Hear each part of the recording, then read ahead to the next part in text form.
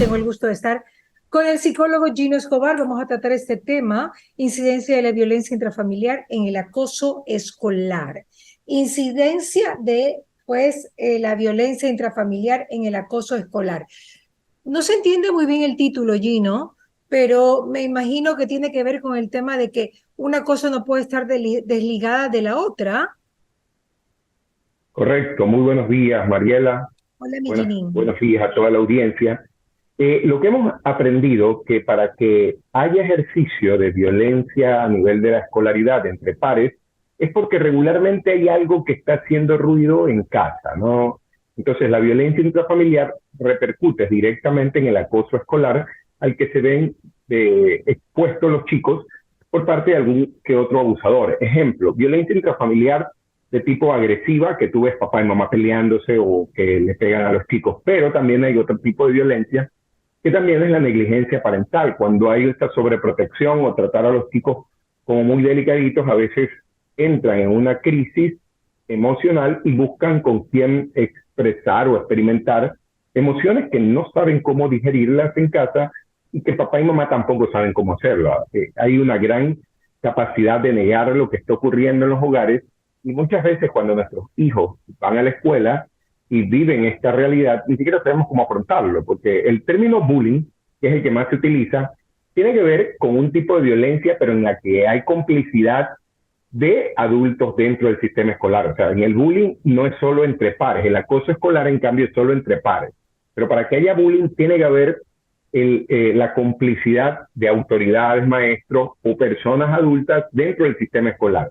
En cambio, ¿qué es el acoso escolar? ¿Qué es el acoso escolar? ¿A qué te refieres con el acoso escolar simple puede ser compañeritos que molestan, que le quitan la lonchera a un niño, o el típico gandul, muchacho majadero, que es el vándalo y que acosa a alguien. El acoso escolar es entre pares regularmente, un par a otro par, o sea, un compañerito, una compañerita, ¿no? Pero no hay la complicidad del maestro o de autoridades. ¿El bullying? ¿No? ¿El bullying? ¿Cuál es la diferencia?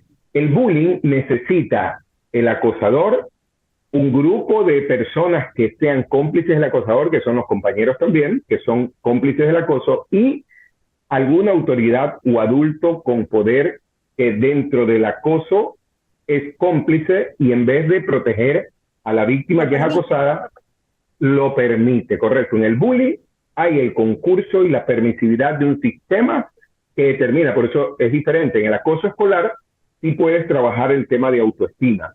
En el tema del bullying, no importa cuán alta tenga la autoestima el chico, es difícil porque necesita una red social de apoyo externa que pueda ayudarlo, porque ahí es un sistema contra una persona.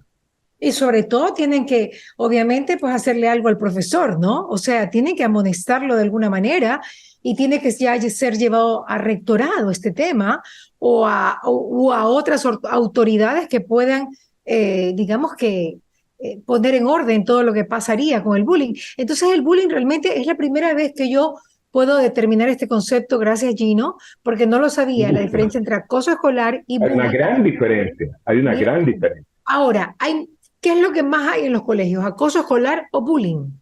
Sabiendo más hay acoso escolar porque eso lo hemos vivido todos. Siempre hay uno que tiene problemas en la familia y que molesta al otro, el chico que molesta desde el jardín de infantes, ¿no?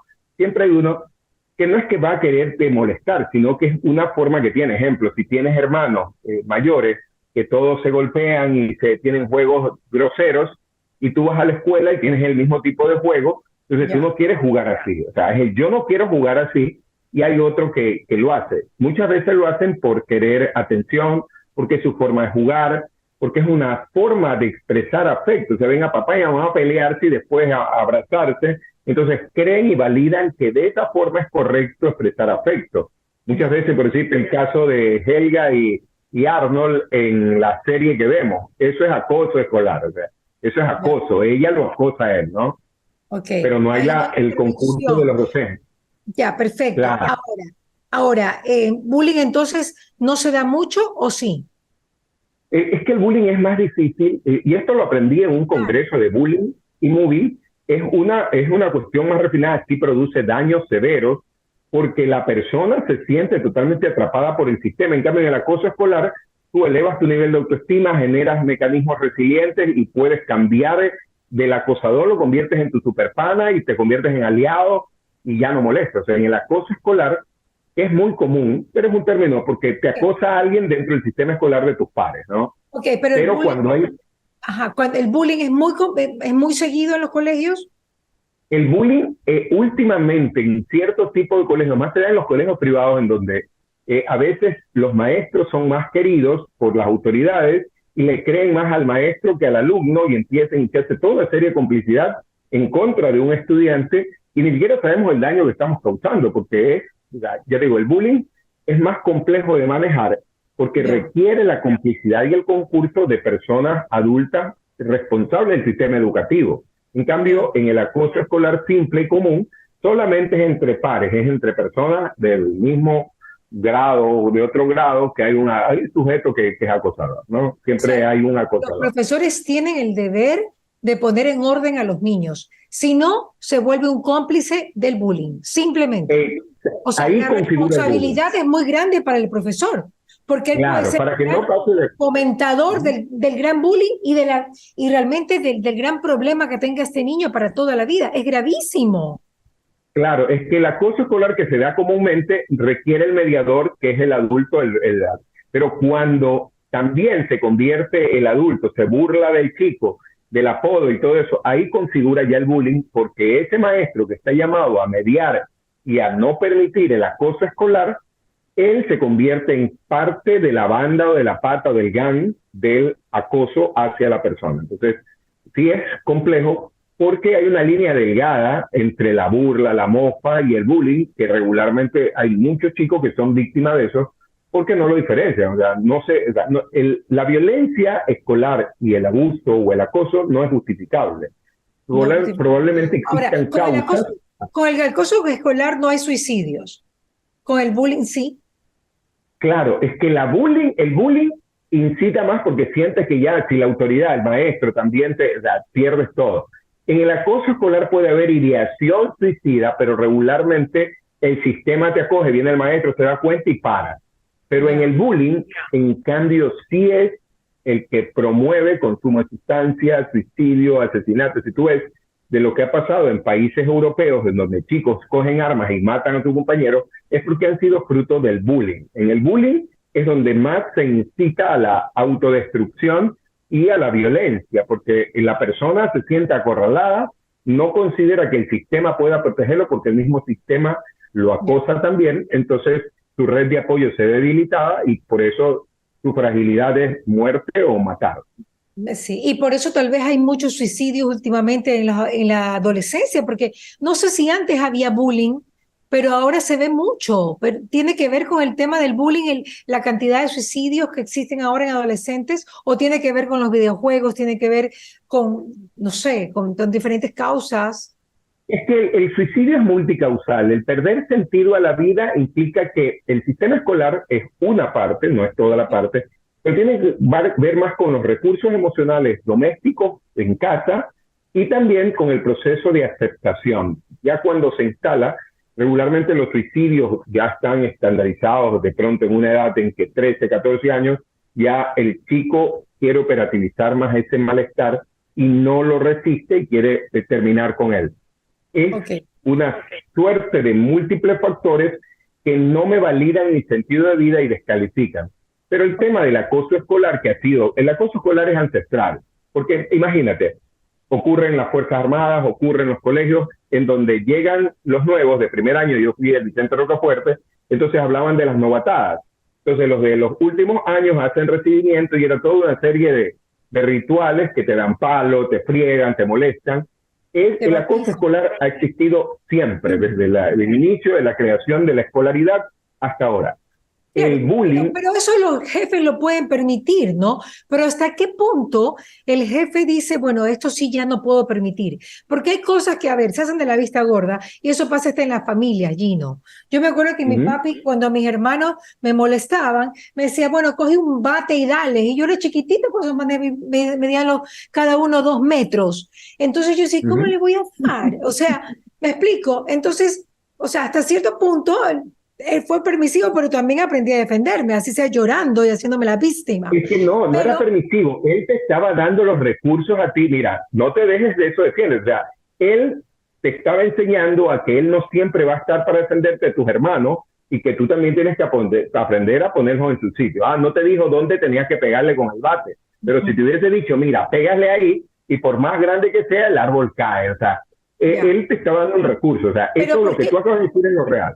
Claro, pero ¿por qué te pongo este ejemplo? Porque hasta cierto punto los jefes, los profesores, los rectores, los papás saben que existe este tipo de relación de Claro. molestarse muchísimo con los alumnos, los hijos, los militares, los de primer año de universidad, que es en Harvard. Hay hasta películas de todo lo que claro, todo, correcto. Dios mío, hay momentos, si hay un acosador muy malo, puede haber hasta violaciones y demandas. Ojo, no es tan fácil, ¿ok? En los trabajos, pero ¿en qué momento sí el profesor viene a ser un verdadero cómplice y se transforma en bullying? Porque eso es como, digamos, como un secreto a voces. Claro, es que ahí tienes que dar entre dos voces, mira. El tema, el uno que te dice, a ver, cuando esto pase, si pasa y le dice a los demás también, si ustedes lo vuelven a hacer, esta es la sanción. Eso regularmente pasa el papá. El papá le dice, si la próxima vez que la molesten a Mariela, ya van a ver. Pero ellos vuelven a fregarte porque es la típica, ¿no? Es la típica. Y por si acaso, si ellos te molestan y no estoy yo aquí, coge el bate y le das. Pero me avisa, o sea, ¿cuál es la alerta? Que siempre el adulto tiene que estar consciente para que sepa el niño o la niña de que hay un adulto responsable y que los otros que están queriendo violentar la ley, no es que si los descubren no hagan nada. Y le dice, y la próxima, si me vienes a dar tú otra vez la queja de que ha hecho, te van castigados. Entonces, el quien establece las reglas tiene que poder gestionar la sanción. Y ahí no se va a producir el bullying. ¿Cuándo se produce el bullying? Cuando el grande le dice, no, es que tú eres muy chismosa, tú siempre estás dando chisme. Y los otros, que son los acosadores, se sienten respaldados porque dicen, viste, no te creyeron. En ese momento te conviertes en cómplice porque tú también estás victimizando al niño o la niña. Te entiendo, eso está clarísimo entonces, ¿ok? Eso está clarísimo. Ahora, cuéntame algo, ¿los acosadores son los que tienen problemas intrafamiliares o los que reciben el bullying son los que tienen los problemas intrafamiliares? Mira, la mayor parte de estadísticas dice que los acosadores es porque en alguna parte de su trayectoria han presenciado o han visto un entorno un poco incómodo de abuso intrafamiliar o de violencia. Pero las personas que también han vivido violencia intrafamiliar pueden ser más susceptibles al abuso, porque hay que ver en qué parte se pusieron. Hay abusadores que se ponen en el plano rescatador de la mamá que es violentada y va a la escuela y se convierte en un abusador.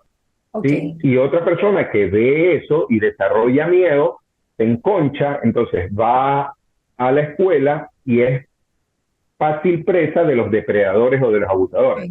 Entonces, el tener problemas en la casa realmente sí te va a hacer... No favorece a ningún ser humano. De acuerdo a tu personalidad. ¿Los niños lo hablan o se lo guardan? Para que no quede lo que tú dices como chismoso y tal. O lo hablan con el rector, con la rectora, o lo hablan con los papás, lo hablan con una tía, lo hablan con el psicólogo del colegio. ¿Lo hablan por lo general o el gran problema es que se quedan callados? Te lo voy a decir de esta forma. Los niños lo expresan, pero no necesariamente lo hablan. ¿Sí? Me hago entender. Lo expresan, ejemplo. Están jugando con muñecos y juegan a la violencia. Dice, ¿qué estás haciendo? Es que estoy jugando al papá y la mamá. O sea, lo expresan. ¿Sí? Pero no lo dicen, yo soy víctima, no, voy en mi casa, no. Ese tipo de cosas no. Todos los niños y niñas expresan cuando hay un malestar, porque las emociones se expresan sí o sí. ¿Cómo se expresa? Es que mucha gente no sabe traducir. Para eso es que los maestros tienen que estar muy sensibles y si ven que el niño o la niña están dibujando cosas que a lo mejor tienen que ver con violencia o quieren decir, listo, mandas a llamar al papá y empiezas a preguntar. Pero no lo verbalizan tan seguido. Lo expresan, pero no lo verbalizan.